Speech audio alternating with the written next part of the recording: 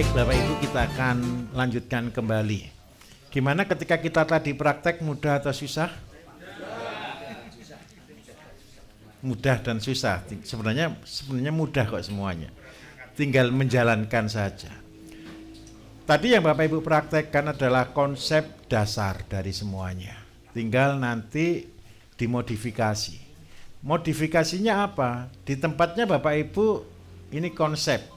Semakin banyak jenis bahan, semakin berkualitas pupuk tersebut. Saya ulangi ya, semakin banyak jenis bahan, semakin berkualitas apa yang Bapak Ibu akan produksi. Jadi saya minta maaf, semua itu akan berjalan dengan waktu. Minta maaf juga Bapak Ibu, mungkin tadi sering kali dengar kata-kata katalis begitu ya. Katalis itu Bapak Ibu memang saya rancang, saya buat karena terpaksa. Kita tidak mungkin perang melawan kimia kosongan.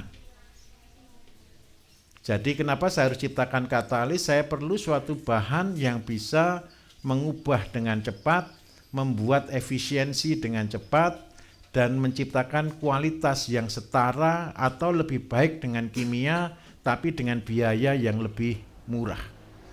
Itu adalah konsep kenapa saya harus ciptakan katalis.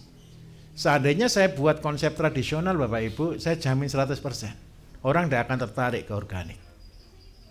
Siapa di sini yang sudah bertani pakai organik pernah? Ada? Ada? Kira-kira coba salah satu. Pernah Pak ya? Tanaman apa Pak? Padi. Pakai pupuk berapa karung Pak? 0,5% dari? Sebentar, dari 1000 berarti berapa kilo Pak pupuknya? Organiknya? Kimianya? Atau bukan, organiknya berapa kilo? Enggak ada, banyak itu berapa? 1000, pengkomposnya 1 ton. Berarti untuk 1 hektar berarti pupuk butuh kompos 10 ton. Ini hasilnya bagus atau biasa? Masih kurang bagus. Begini Bapak Ibu, ini saya kasih, ini jujur ya. Seandainya 1 hektar kita gunakan konvensional itu butuh pupuk sebanyak 10 ton. Banyak atau sedikit? 10 ton itu seandainya kita masukkan karung yang beratnya kurang lebih 30 kilo, berarti butuh berapa karung Bapak Ibu?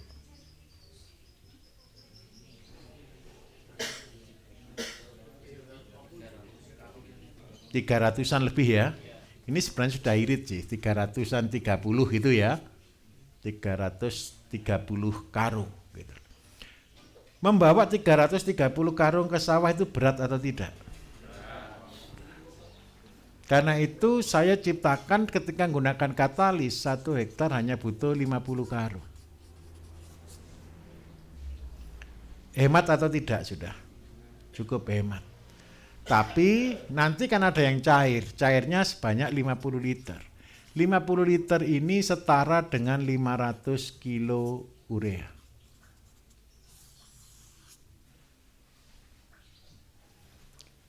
Nah, kalau cabai, ada yang pernah tanam cabai di sini? Pernah Pak, pakai pupuk organik juga? Berapa karung Pak? Seandainya 1 bedeng 10 meter, berapa karung pupuk cabainya?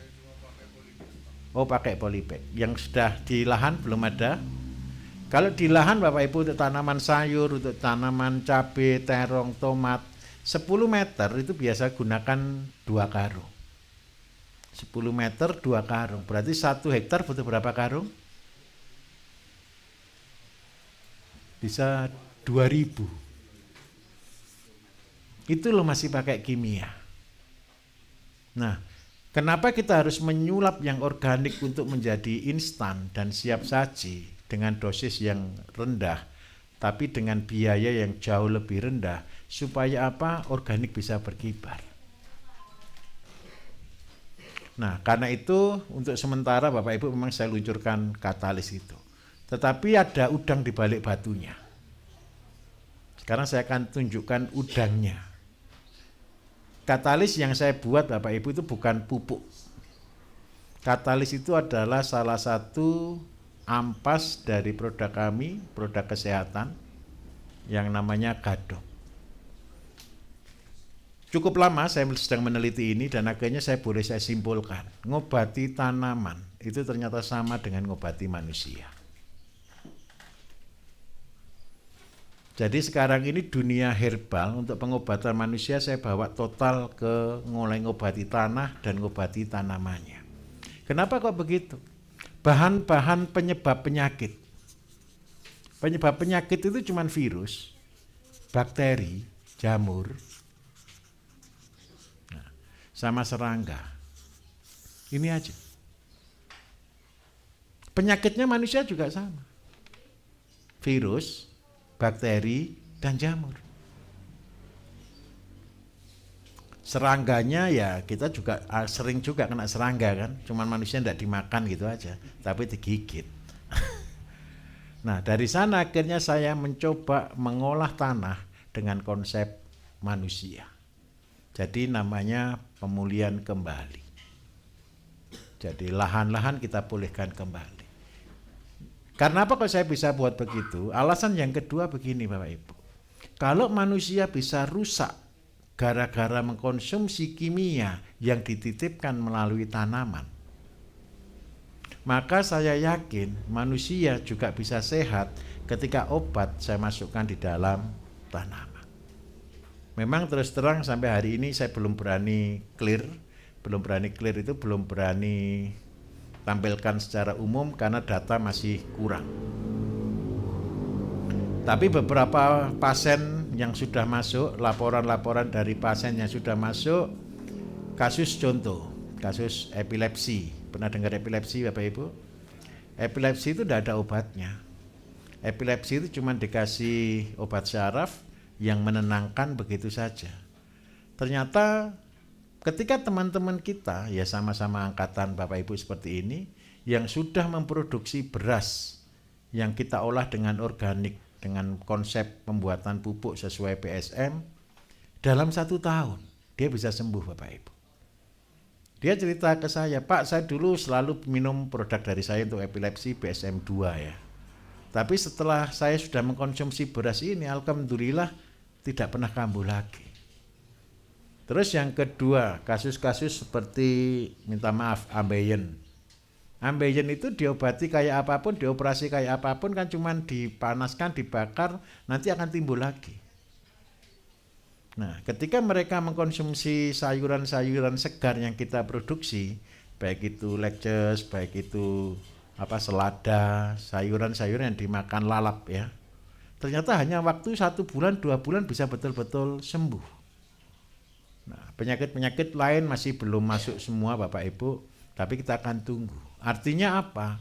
Dengan kita mengkonsumsi sayuran-sayuran sehat yang kita produksi, itu akan menjadi obat. Nah, harapan saya satu, minta tolong. Nanti dibuat sendiri-sendiri ya, minimal untuk keluarganya masing-masing. Jangan buat 1 tong besar. 1 tong besar tadi yang 120 liter itu Bapak Ibu itu 10 hektar. Itu untuk 10 hektar. Kalau cuma lahannya butuh cuma 1000 meter, katalisnya hanya cuma butuh 1 liter kok. Sedikit aja sudah cukup. Karena 1 hektar cuma butuh 7 liter. Jadi irit sih sebenarnya. Nah ini alasan yang pertama. Kenapa kita buat seperti itu. Di herbal kami pun sama Bapak Ibu. Saya membuat herbal dengan minta maaf hampir untuk 83 macam penyakit. Itu penyakitnya rumah sakit pindah. Pasien-pasien saya adalah pasien-pasien yang sudah tidak lulus di rumah sakit. 5 tahun pertama ketika saya membuat herbal, ceritanya orang-orang rumah sakit selalu menentang saya dengan berkata herbal itu tidak menyembuhkan, tapi herbal itu merusak ginjal. Rata-rata herbal seduhan. Dengan berjalannya waktu, kami telaten, pasien-pasien saya pertama kali dulu Bapak Ibu, orang-orang miskin, orang-orang desa, orang-orang tanda kutip, sudah tidak bisa masuk rumah sakit lagi, karena penyakitnya terlalu parah. Itu yang kita telateni. Dari pasien per kota paling banyak 10 hingga per kota sampai ke ribuan, bahkan puluhan ribu. Nah, dari setelah pasien-pasien sembuh ini, pasien saya berubah dari orang-orang desa menjadi para medis. Hampir semua dokter, hampir semua perawat banyak yang menjadi pasien-pasien saya. Sampai rumah sakit kanker Indonesia pun sakit kanker dan jadi pasien saya. Nah, dari sana akhirnya berubah. Setelah kita sudah sampai di level itu, sekarang gerakan kita adalah gerakan dilarang sakit. Karena apa? Karena semua orang saya berikan satu syarat. Kalau mau harus makan makanan yang sehat. Kenapa saya harus buat pelatihan seperti ini Bapak Ibu? Ini Bapak Ibu sedang saya mintai tolong. Semua pasien-pasien saya selalu saya rekomendasi. Contoh seandainya orang sakit kanker yang dimakan seandainya kanker serviks, kanker mulut rahim. Karena kanker mulut rahim yang harus dikonsumsi buah apokat wajib, apokat paling bagus untuk rahim. Yang kedua untuk antioksidannya saya gunakan daun kelor. Kemudian saya ganti nasi, kalau nasinya belum bisa organik saya ganti dengan singkong. Kenapa kok saya pilih singkong? Karena singkong jauh lebih organik daripada padi. Kemudian saya berikan antioksidan yang kedua, saya berikan tomat mawar. Nah, kemudian ini menjadi makanan intinya dia. Sayuran-sayuran hijau yang tidak mengandung pestisida. Terus seandainya pasiennya tanya ke saya, Pak, beli di mana sayur organik? Betul atau tidak Bapak Ibu? Terus saya jawabnya bingung. Kalau semua lari ke saya tidak mampu Bapak Ibu. Jalan satu-satunya apa yang harus saya ciptakan? Berarti saya harus ciptakan petani-petani organik yang membuat obat di setiap daerah. Karena itu nanti ke depan Bapak Ibu lah yang saya harapkan mulai dari keluarga masing-masing dulu. Setelah itu tolong produksi agak besar untuk lingkungannya. Dan nanti kita akan buat kelompok nasional di dalam PSM nasional. Saya akan bantu Bapak Ibu untuk memasarkan supaya lebih besar lagi. Goal kita adalah satu, seluruh kota bisa kita tolong. Kami mencoba satu kota Bapak Ibu, kami coba di Ponorogo. Di Ponorogo itu saya dem itu saya sebut dengan kata memenangkan kota.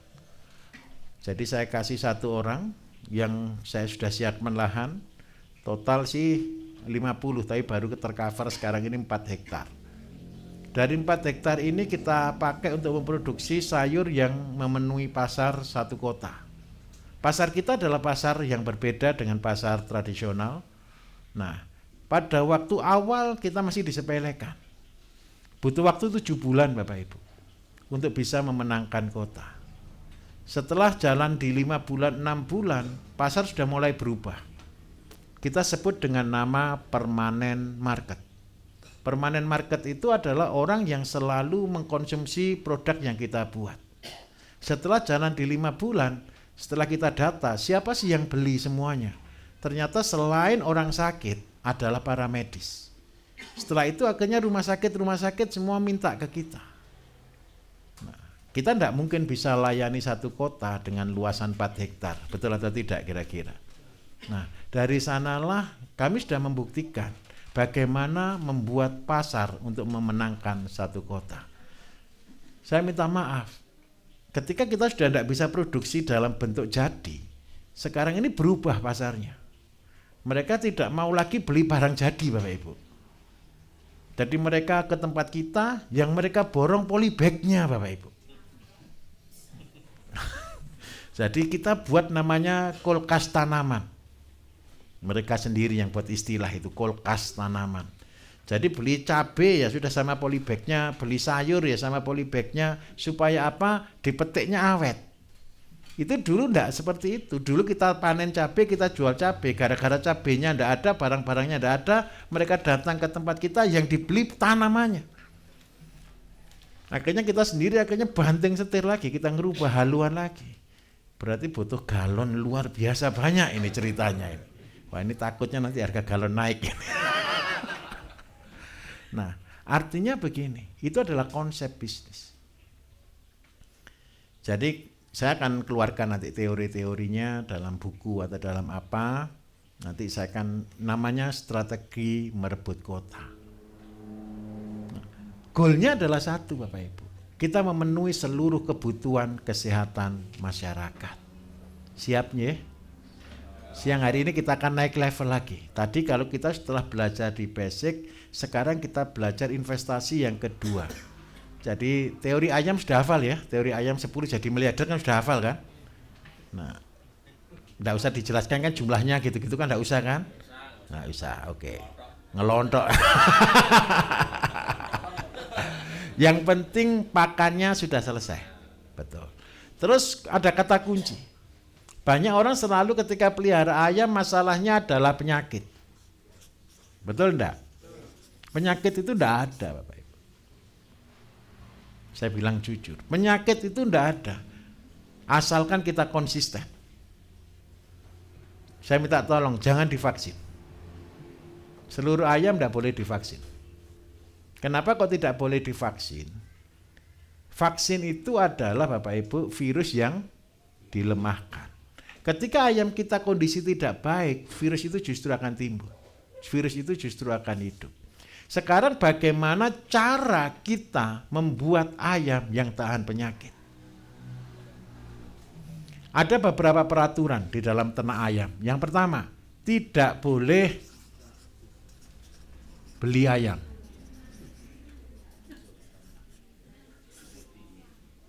Kalau Bapak Ibu sudah mulai dari 1+1, sudah ini aja. Jangan beli lagi. Biarpun ayam tetangga jauh lebih hebat dari ayamnya Bapak Ibu, jangan beli. Itu hukum.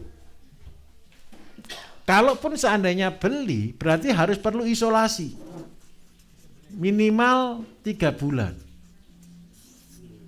Mandikan, adaptasikan situasinya, mulai makan sama, semua sama, dalam waktu 3 bulan sampai betul-betul clear, baru boleh bersatu. Seandainya Pak, saya mau buat jenis yang lebih bagus, itu boleh setelah Bapak Ibu kuat.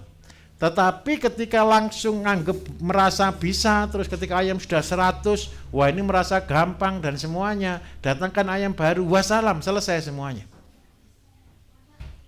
Karena penyakit sedang Bapak Ibu undang. Yang kedua, obati sebelum sakit. Ini penting. Jangan ngasih obat ketika ayam sakit. Kalau begitu ayam sakit jangan ragu-ragu, potong saja. Karena apa? Supaya dia tidak boleh sakit. Mati boleh. Diobati sebelum sakit itu artinya apa? Tadi sudah buat kuteja kan? Tolong, jangan hanya kuteja Bapak Ibu. Kuteja itu kan kunyit temulawak, jah itu cuma dasarnya. Kalau seandainya Pak ayam saya sudah ada berak hijau, berak putih, berak kapur seperti itu atau ada yang berak darah, berarti itu penyakit bakterial. Kalau sudah penyakit-penyakit karena bakterial, berarti kita harus cari jamu-jamu yang bakterial. Bapak Ibu lihat di samping-samping foto, bahan-bahan apa yang mengandung bakterial. Bapak Ibu punya handphone semua. Lihat di situ, ketik di situ. Bahan-bahan yang anti bakteri. Kalau saya paling bagus lempuyang, bangle. Tahu lempuyang? Lempuyang, bangle, buat seperti kuteja. Jadi kalau Bapak Ibu belajar cuma 3, tapi kalau bisa implementasi minimal ada 20.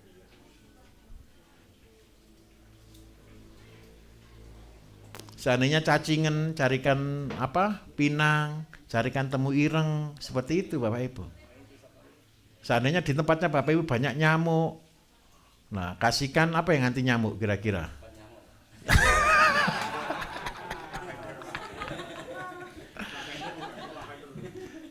Brutowali boleh, sambiloto boleh, paitan boleh, lavender jangan diminumkan. Nah, jangan. Jadi bunga-bunga, daun-daun yang berasa pahit. Sehingga ketika nyamuk mau menggigit, dia tidak mau menggigit yang kedua. Tenanglah Bapak Ibu, darahnya rasanya pahit, tapi dagingnya tidak akan pahit.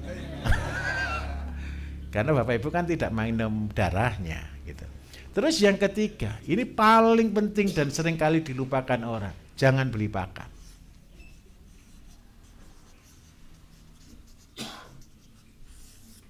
Kenapa kok jangan beli pakan? Bapak Ibu kalau beli pakan di mana? Di poultry shop, betul ya, di toko pakan kan. Yang datang ke toko pakan siapa? Yang datang yang ngirim pabrik, betul ya. Terus yang beli siapa? Peternak. Peternaknya tahu enggak kalau ada ayam yang sakit? Beli obat di situ juga kan? Bapak Ibu tanpa sadar, ketika penyakit itu disebarkan di mana? Paling banyak di poultry shop.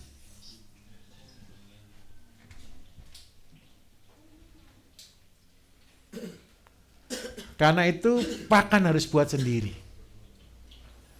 Poin yang keempat yang paling penting, ayam tetangga dilarang berkunjung. Tidak terima tamu ya. Sudah. Harus dipagar, pagarnya harus double. Terus seandainya Bapak Ibu ada tamu, minta tolong, boleh lihat, enggak boleh pegang.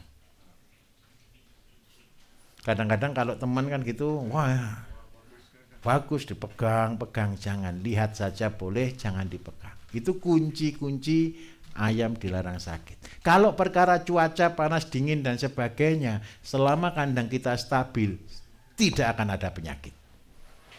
Ini kuncinya. Saya pelihara ayam bukan sebentar Pak Ibu, sudah puluhan tahun, tenang saja. Ayam yang sakit itu cuma ada 2, dibully temannya. Betul ya? Sama habis bertarung. Karena itu ayam yang nakal-nakal sikat saja. Iya, ayam dikasih tahu kok susah ya. Ini kunci trik untuk membuat ayam dilarang sakit. Kenapa saya mulai dari yang kecil? Bapak Ibu pelihara 10, pelihara 1 pasang, pelihara 100 pasang, hanya waktu yang membuktikan. Waktu paling lama selisih setahun 2 tahun. Jangan tergesa-gesa untuk jadi orang kaya. Ketika ini sudah jadi, yang harus kuat rem kita. Remnya ini harus betul-betul kuat, jangan tergesa-gesa. Kenapa Bapak Ibu ketika sudah terlihat berhasil, terlihat untung, kita kan tergoda untuk besar cepat kan? Minta tolong, remnya yang pakam. Ikuti sesuai alur. Biarkan kita terpaksa saja jadi kaya. Paham di sini? Sekarang yang kedua, karena ayam kita kan makan jagung tadi. Berarti kita punya apanya? Batang jagung. Teori ini Bapak Ibu 234 ya, teori Ji Samsu. 234 itu 2 hektar sawah, 3 kali panen 4 ekor sapi. Seandainya Pak jagungnya, karena jagung kita ini panen terus menerus. Hitungnya rumusnya di sini, 1 hektar sawah adalah 2 ekor sapi. Paham maksud saya? 1 hektar sawah 2 ekor sapi. Sudah tidak perlu beli pupuk seumur hidup. Kalau sudah pakai cara ini Bapak Ibu tidak perlu katalis. Saya ulangi ya. Kalau sudah pakai cara ini, jagung-jagungnya sendiri, sapi-sapinya sendiri, tidak perlu katalis lagi. Kenapa kok tidak perlu katalis lagi? Karena pupuknya boros luar biasa. Tapi kalau seandainya, Pak saya kepingin jualan pupuk, pakai katalis. Kalau tidak pakai katalis, orang tidak akan pernah mau beli. Kenapa kok saya katakan akan tidak perlu katalis kalau konsep ini? Saya kasih contoh. 1 hektar Bapak Ibu. Itu anggap aja keluar jagung 6 ton deh. Berarti jerami batang jagungnya 18 ton. 1 hektar sawah dipupuk 18 ton per 3 bulan. Isinya apa berarti sawah itu? Pupuk. Kalau ini tidak perlu katalis. Kenapa? Jumlahnya pupuknya besar. Paham maksud saya di sini? Jadi Pak, kalau seandainya saya tanam jagung manis seandainya untuk kambing nanti, apakah perlu katalis? Tidak perlu. Tetapi kalau Bapak Ibu jual pupuk 18 ton, 1 hektar butuh berapa? 10 ton pupuknya. Nggak ada yang mau beli Bapak Ibu. Biarpun harga Rp1.000 loh, nggak ada yang mau beli. Betul atau tidak? Rp1.000 tenaganya secara berapa? Ini pupuknya aja sudah 10 juta ini. Nah, padahal goal kami per hektar itu kalau pakai katalis pupuk itu cuma di harga 2 juta Bapak Ibu. Supaya kita lebih murah daripada kimia. Nah, kalau untuk sendiri boros-boros pupuk enggak masalah. Nah, tapi fungsi ini sudah menjadi fungsi bulat. Dari jagung, buah jagung ke ayam, batang jagung ke sapi. Ini sudah menjadi siklus. Sapinya fungsinya sebagai apa? Pengolah pupuk. Pupuk untuk apa? Pupuk untuk jagung. Nah, kalau boleh sapi yang dipelihara dalam konsep ini adalah sapi betina untuk breeding. Jangan sapi penggemukan, tapi untuk sapi breeding. Kenapa kok harus sapi breeding? Supaya Bapak Ibu jadi orang yang santai. Bapak Ibu di sini bukan butuh sapi kok. Cuman butuh tebon masuk mulutnya, keluar hancur, kirim ke sawah gitu aja sudah. Kan betul kan? Nah, sudah seperti itu. Nah, mesin chopper yang bisa beranak Pak. Dan tidak usah beli bensin. Nah, oke.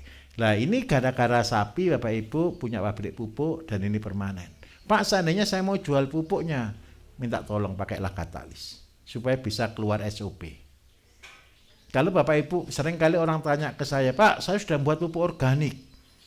Saya pakai bahan ini, tapi saya tidak pakai katalis. Dosisnya berapa? Saya bingung Bapak Ibu. Betul atau tidak kira-kira? Yang buat pupuk Bapak terus tanya dosis ke saya, kan saya yang bingung ini.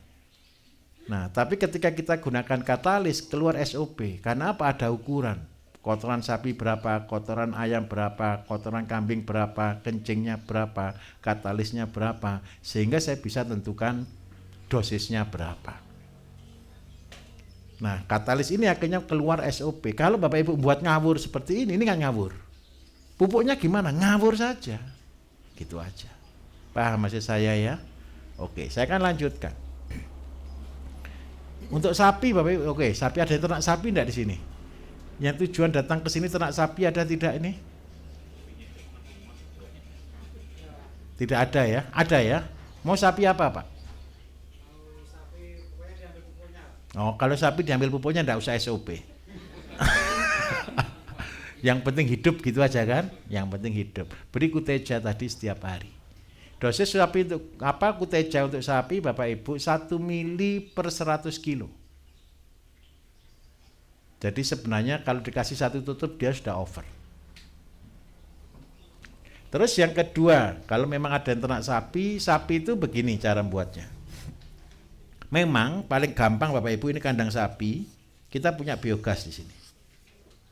Ke depan semua pertanian dan peternakan harus ke sini dengan biogas. Karena kita akan masuk di carbon trading. Nah, di carbon trading nanti Bapak Ibu minta maaf, ini keluar 2, yaitu biosluri.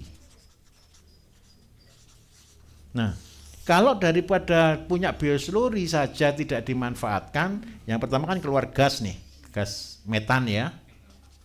Gas metan, terus keluar biosluri. Bioslurinya daripada tidak dimanfaatkan untuk pupuk, kalau cuma untuk pupuk, usahakan kalau boleh buatkan kolam cacing. Kalau saya pakai cacing sutra. Ini cuma makan limbah dari biosluri kita. Dari cacing Bapak Ibu baru ke asola. Asola baru keluar ke sawah. Nah, air yang ada di sawah ini Bapak Ibu, ini sudah air pupuk aja. Sudah tidak usah mupuk lagi sawahnya. Jadi seandainya Bapak Ibu di kandang sapinya ini dekat dengan sawahnya, maka tinggal nyemprot gitu aja. Selesai. Dan tanamannya sudah tidak perlu pupuk lagi. Hasilnya apa? Ingat baik-baik konsepnya. Limbah lebih mahal daripada yang utama. Gara-gara punya sapi yang makan tebon jagung, kita punya gas metan, terserah ya, untuk masak boleh, untuk lain-lain boleh, untuk diesel boleh. Nah, kemudian kita punya biosluri. Dari biosluri kita keluar cacing. Cacing ini per 2 meter keluar 1 kilo per 2 minggu. Ini tergantung, per 2 meter ini butuh kotoran itu kurang lebih 10 kilo per hari. Seandainya saya punya sapi 4 Pak, karena lahan saya 2 hektar. Berarti luas cacing saya berapa? Wah, ternyata belum ngerti ya. Sabar. Kita ngitungnya begini, saya punya sapi 4 Bapak Ibu. Pakannya sapi berapa? Ketemu berapa? 120. Ini cuman kotorannya, ditambah kencingnya berarti tanggaplah 100 liter. Ketemu berapa setiap hari? 220. Ini masuk ke biogas semua. Masuk ke biogas, terus habis gitu keluar tetap biosluri, sama jumlahnya 220. 2 meter persegi itu butuh 10 kilo per hari. Berarti bisa luas cacing berapa?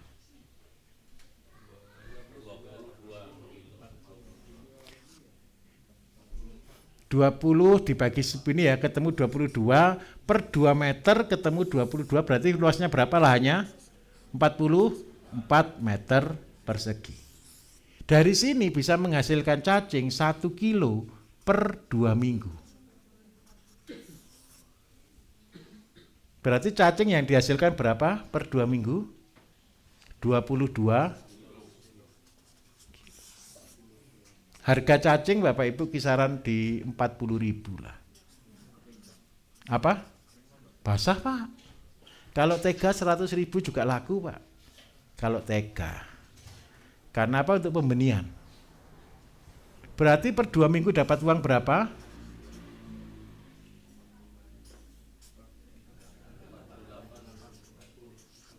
Nolnya berapa? Kalau 1 bulan kali 2 ketemu berapa? Anggap aja 1.700.000. Per bulan dapat 1.700.000. Percayalah Bapak Ibu, pelihara sapi ini loh, enggak untung.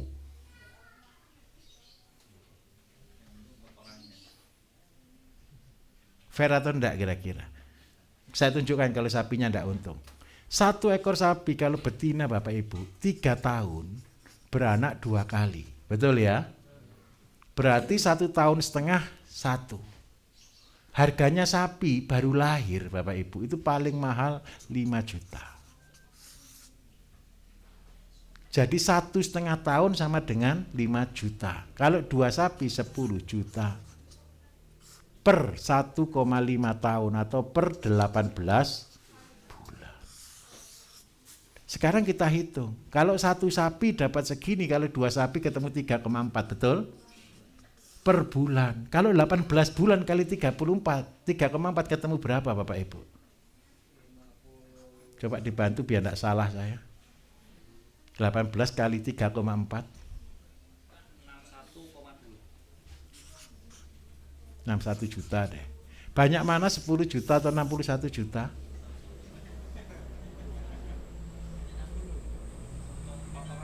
Apa? Buang kotorannya. Tapi kotoran ini bukan kotoran langsung terbuang loh. Cacing tok ini loh ya. Setelah dari cacing dialirkan ke namanya azolla. Ini lebih ngeri Bapak Ibu azolla. Saya tunjukkan hitungannya. Ada yang peternak boiler kemarin siapa? Yang pemotong boiler? Berarti punya peternak juga Pak? Beli saja, besok jual pakannya saja. Jual ke petaninya rata-rata mandiri atau kemitraan? Kemitraan. Saya kasih tunjuk ini. Seandainya sehari motong berapa Pak? 1 kintal, 1 bulan 3 ton. 1 bulan 3 ton berarti 1.500 ekor. Oke lah. Berarti butuh populasi 1.500 ekor per bulan ya. Umurnya 1 bulan lah ayam sekarang 1 bulan lebih sedikit. Nah, pakannya untuk membuat 1,5 ton itu anggap aja FCR 2, berarti butuh 3 ton pakan. 3 ton pakan itu separuh seandainya Bapak Ibu. kita sudah pinter. Tapi kalau kemitraan jangan cerita ke orangnya ya. Yang separuh pakai pakan jadi, yang separuh pakai asola, Pak. Gimana? Untungnya bukan bertambah, Pak. Untungnya lo kelebihan pakan, jadi bonus pasti masuk gitu. Karena apa? 1,5 tonnya diganti dengan asola. Asola proteinnya masih 30% kok. Terus yang kedua, seandainya asola ini dikembangkan dengan besar Bapak Ibu, minta maaf, tanam padi, tanam jagung sama tanam asola jauh lebih untuk tanam asola. Saya tunjukkan. Ini gara-gara cuman sapi, sapinya 2 ini. Betul ya? Sapinya cuman 2. Sekarang kita ngitungnya begini Bapak Ibu sekarang. Asola itu luas 10.000. 1 hektar kan 10.000, betul ya? 8 meter persegi itu mengeluarkan asola 1 kilo per hari. Ini rumusnya. Berarti kalau 10.000 dibagi 8 ketemu berapa? Betul ya? Berarti setiap hari bisa keluar 1,2 ton. Seandainya ini kita kasih harga Rp1.000, ketemu berapa Bapak Ibu? 1,2 juta.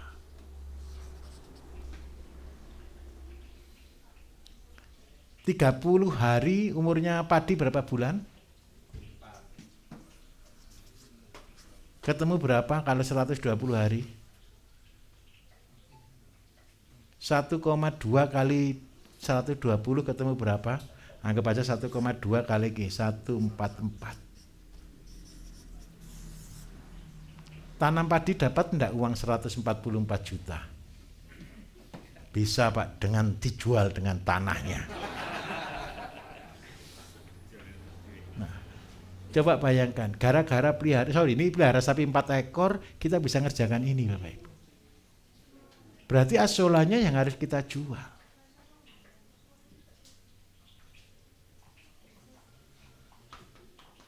Karena apa? Ketika Bapak Ibu punya ayam, punya kambing, punya semua, asola ini yang dibutuhkan. Contoh, untuk membuat daging 3 ton per bulan, kita pelihara 1.500 ayam per bulan dengan pakan jadi 1,5 dan pakan asola 1,5 ton dikalikan 7.000 itu 10 juta. Asolanya di sini cuma harga 1,5 juta, ketemu 11,5 juta dibagi 2. Ketemu berapa Bapak Ibu? Ketemu dibagi 3 ton. 11 juta dibagi 3 ton ketemu berapa? Anggaplah 3 juta, 3.000 lebih sedikit. FCR-nya 2 kali 3.700 deh. Ketemu 7.400 per kilo daging. Ditambah DOC anggap aja 7.000. Berarti modalnya cuma 15.000, dijual 30.000. Petani bahagia enggak? Bahagia. Pabriknya yang teriak-teriak nanti.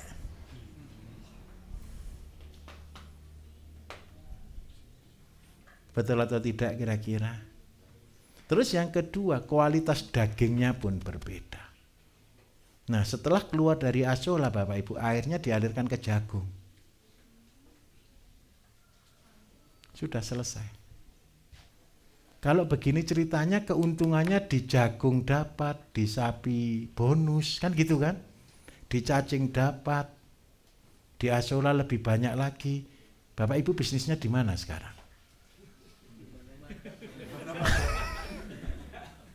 Di pengkhayalan. Luar biasa. Jadi kalau punya ternak dengan sistem ini, minta maaf, gara-gara punya ternak di sini, berarti penghasilannya kan bukan dari ternaknya. Betul atau tidak? Ternak menjadi apa? Investasi. Seandainya Bapak Ibu kreatif lagi, Pak, asolanya tidak saya jual. Daripada saya jual pakan. Jadi saya jual ayam, saya jual ikan. Bebas, terserah Bapak Ibu. Mudah atau susah kalau sistemnya begini? Mudah Pak ceritanya Pak. Ceritanya susah di Oh, masa susah dipraktekkan, Pak? Ndak. Mulai dari yang kecil.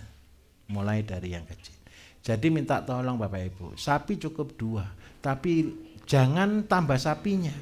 Perpanjang mata rantainya. Tahu maksud saya ya?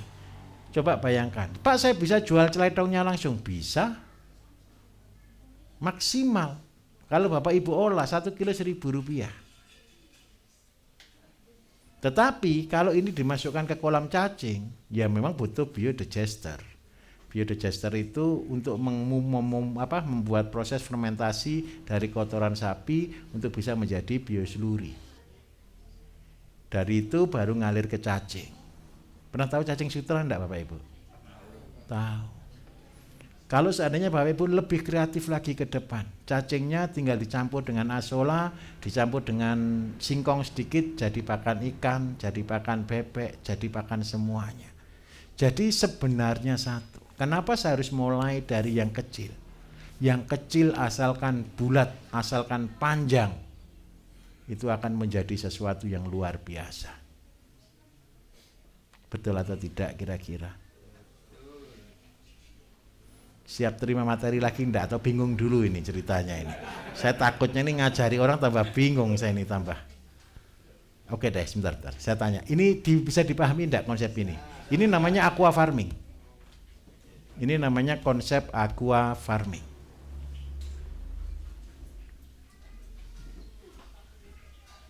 Setelah ini jadi Bapak Ibu bisa punya jagung semuanya dari sini. Pak, seandainya sekarang tanah saya itu bukan berbasik ke sawah, Pak. Sehingga yang saya pelihara adalah kambing. Kalau kambing Bapak Ibu tolong, ini tidak bisa makan jerami, tidak bisa makan batang padi. Kalau kambing berarti makanannya adalah hijauan. Paling banyak orang tanam itu pakcong, odot, terus indigo vera, clericide, dan lain sebagainya. Tetapi pertanyaannya saya satu, kita tanam pakcong, pakannya kambing tersedia, betul atau tidak? Panen pakcongnya biaya atau pendapatan? Paham maksud saya? Saya tanam odot, odotnya sudah lengkap nih makanan kambingnya, panen odotnya biaya atau pendapatan? Jadi gara-gara kambing kita mengeluarkan biaya untuk makan, betul atau tidak? Nah di dalam konsep integrated farming ini yang harus kita rubah. Pakan sendiri harus menghasilkan. Jadi kalau saya kambing nih, contoh siapa yang sudah pelihara kambing ada? Berapa ekor yang belakang? Berapa? 30, baik. Ini breeding atau pembesaran? Breeding. 30 ini induk atau sama anak? Baik, 30 indukan. 30 indukan, pasti. Setiap hari cari makan. Makannya rata-rata sehari adalah 4 kilo. Berarti pakannya sehari berapa Bapak Ibu? Ini wajib loh. 120 kilo. Kalau di dalam konsep kami, yang bisa untuk makan kambing, untuk breeding itu hanya 2. Yang pertama jagung manis, yang kedua sorghum. Tapi sorghum kita jualnya susah. Karena itu saya pakai ke jagung manis. Karena apa? Jagung manis bisa menghasilkan. Untuk 120 kilo, kita butuh 1 kilonya itu 4 batang. Berarti kita butuh berapa banyak Bapak Ibu? 480. Ini kan tidak semua hidup. Supaya jaminan hidup 140 saya kalikan 1,5, berarti ketemu berapa kalau dikalikan 1,5? Anggap aja ketemu 700, betul ya? Jadi 600 lah, anggap aja cukup lah. 600 terlalu banyak, ini 1,2 sampai 1,3 lah resikonya. 600 batang. Kalau saya pelihara 30 ekor, setiap hari saya harus tanam jagung 600 batang. Seandainya 1 meter saya tanam 10 biji, berarti setiap hari butuh berapa meter? 60. Usia jagung 80 hari. Berarti butuh lahan berapa? 4,5 4.800. Setengah hektar. Saya minta tolong Mas, pelihara kambing segini pakan wajib 120 kilo. Tetapi gara-gara saya mencari rumput, itu keluar biaya. Terus yang kedua satu, rumput itu Bapak Ibu, kalau ditangani sendiri atau ABK? Sendiri. Bisa pilih yang tua semua? Nah, pasti musim hujan kalau rumputnya ini Bapak Ibu, pasti mencret. Kenapa kok begitu? Karena kadar air tinggi. Supaya tanaman ini betul-betul tua dan tidak mencret, berarti kita harus kasih tanaman yang ada timernya. Seandainya Pak saya tanam daun singkong, boleh kambing saya kasih makan singkong Bapak Ibu. Kalau saya tanami jagung habis sama monyet. Berkali-kali saya tanami jagung sama monyet itu belum aja berbuah habis ini 1 hektar gitu sekali setiap hari itu. Yang tidak dimakan monyet apa? Saya tanam singkong. 1 ekor kambing, 5 ekor daun singkong. Separuhnya saya jual ke rumah makan Padang, separuhnya kasih kambing. Yang muda-muda untuk Padang, yang tua-tua untuk kambing. Itu terus terang kalau daun singkong. Gitu. Terus yang kedua, kalau saya pakai jagung, jagung ini ada timernya. Bapak Ibu tidak mungkin panen di bawah usia 80 hari, betul atau tidak?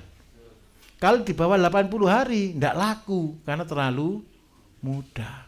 Nah itu adalah timer. Jadi panennya kapan? Pas jagung usia 75 sampai 80 lah. Sehingga apa? Yang dimakan kambing stabil atau enggak usianya? Kalau makanan itu stabil terus Bapak Ibu, jangan takut ada orang komplain ke saya, kambing dikasih makan jagung terus ya bosen. Sekarang saya tanya, siapa di sini yang sudah makan nasi lebih dari 10 tahun? Bosen enggak? Kenapa enggak bosen? Sebentar.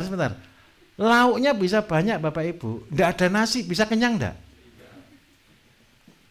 Serius loh ini. Saya kalau di luar negeri pun sama kok, yang saya cari nasi kok Bapak Ibu. Makan mie itu 1 piring, tetap lapar. Makan roti itu 1 gepok ini tetap lapar, enek malah, betul enggak? Tapi kalau makan nasi, ya memang itu makanan pokok. Jadi saya minta tolong, kalau ada orang tanya, kambing dikasih makan jagung terus, nanti kambingnya bosan. Dia tidak pernah jadi kambing berarti. Jagung ini Bapak Ibu harus jagung muda, usianya maksimal 80 hari, itu manis. Nah, pendapatannya dari mana? Kambing 30 Bapak Ibu, sama jagungnya, saya jamin lebih untung jagungnya. Seandainya 120 kali 1.000 rupiah dapatnya berapa? 120.000. Kalau kali 30 ketemu berapa?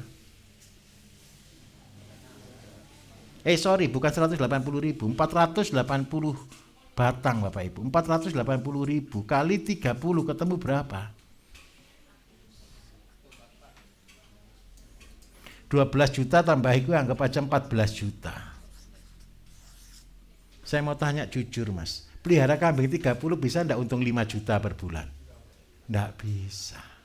30 ekor itu kalau dikasih rezeki Bapak Ibu, ini dibagi 7, ketemu 4. Seandainya bisa jual mahal deh, cempe harga 2 juta, ini ketemu cuma 8 juta. Kalau bisa jual 2 juta. Kalau dijual cuma 1 juta, dapatnya cuma 4 juta. Terus supaya kambing ini bisa untung apa? Ya tanam jagung. Jagungnya jadi penghasilan. Kambingnya makanya gratis enggak? Gratis. Loh Pak, kan ada biayanya. Ya hitung aja, biaya cuma setengah hektar, anggap aja 4 juta, 5 juta. Masih masuk. Gimana? Jagungnya dimakan tikus, nanti dikasih obat kalau tikus. Sekarang pun sudah aman Bapak Ibu. Jadi sawah saya itu saya pagar. Saya kasih pagar paranet, saya kasih klonengan itu loh. Kalau monyet masuk situ kloneng dia kabur. Gitu. Bisa dipahami? Nah, jadi Bapak Ibu, ternak di sini adalah investasi. Terus adanya ada orang komplain, loh Pak, kalau jagungnya nanti siapa yang beli? Ya di pasar dong yang beli. Saya kasih strategi sekali, bagaimana menghancurkan pasar. Bapak Ibu tadi tanam jagung untuk apa tujuannya? Pakan kambing kan. Seandainya Bapak Ibu tega maksud saya ya. Jagungnya dijual cuma 500 per biji. Yang lain KU atau tidak Bapak Ibu?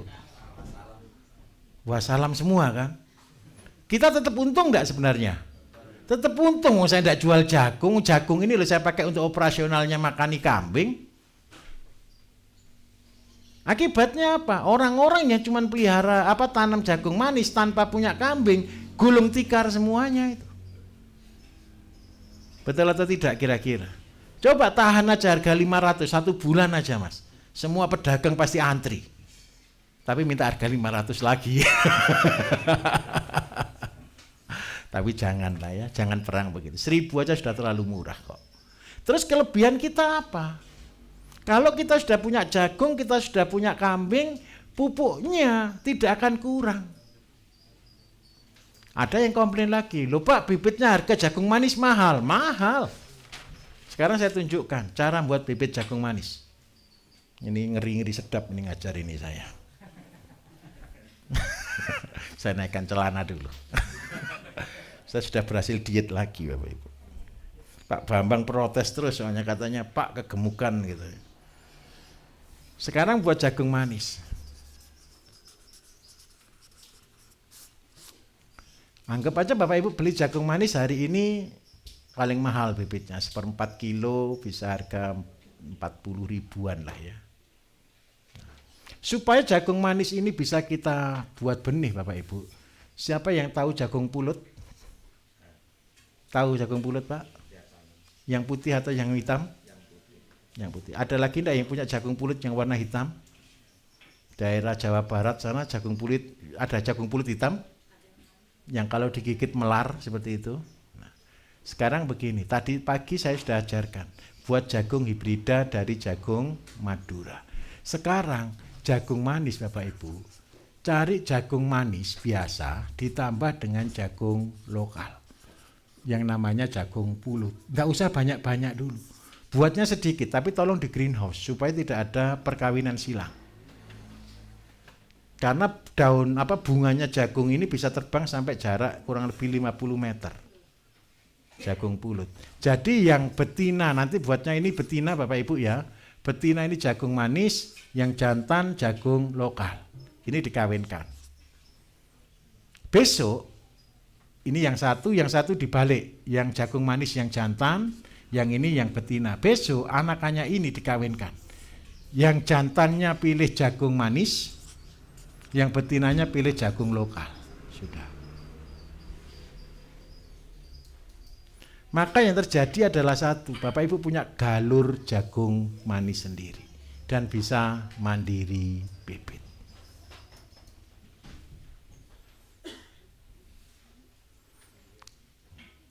Ini ngeri, tapi jangan banyak-banyak ya. Terus perjanjian, tidak boleh dijual bebas. Nanti ditangkap Pak polisi. Karena jual benih harus punya izin edar Bapak Ibu. Nah, supaya tidak kena izin edar, boleh jual ke saudara. Seandainya besok ada saudara dari Kalimantan, Pak, saya butuh bibit jagung manis. Boleh, alasannya kirim ke saudara. Saudara mana? Saudara di BSM. Boleh, karena kita dalam satu perkumpulan. Nah, ini sudah. Kalau ada orang komplain lagi, benihnya mahal, ya ini caranya. Mudah atau susah? Pupuknya yang digunakan adalah pupuk horti. Pupuk horti besok Bapak Ibu akan praktek bagaimana cara buat pupuk, bagaimana cara buat semuanya. Mudah atau susah Bapak Ibu? Gimana? Insya Allah mudah. Saya cuma satu, pesan saya satu. Remnya yang kuat. Jangan langsung dikerjakan semua, bertahap. Mainan jagung juga jangan banyak-banyak. Mainan ya anggap aja 100 meter, buat jantan betina dikawinkan. Saya mimpikan Bapak Ibu, anak-anak Indonesia akan jadi anak-anak yang cerdas. Besok pagi Bapak Ibu akan juga belajar ngawinkan cabai, ngawinkan mentimun gitu ya. Nanti buka pengulu KUA gitu ya.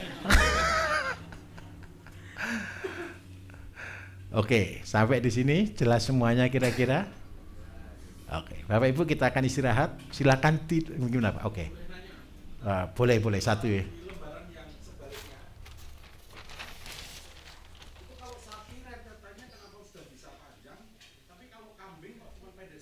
Karena kambing jarang digunakan untuk biogas, Pak. Kalau Bapak gunakan kambing untuk biogas, Bapak semua urin dan kotoran harus kumpul jadi satu masuk di situ. Boleh juga sama seperti ini. Bisa. Tapi dicampur dengan kotoran sapi juga nggak masalah. Lebih bagus. Ya, lebih bagus. Karena begini, Bapak Ibu, kotoran kambing tahu bentuknya?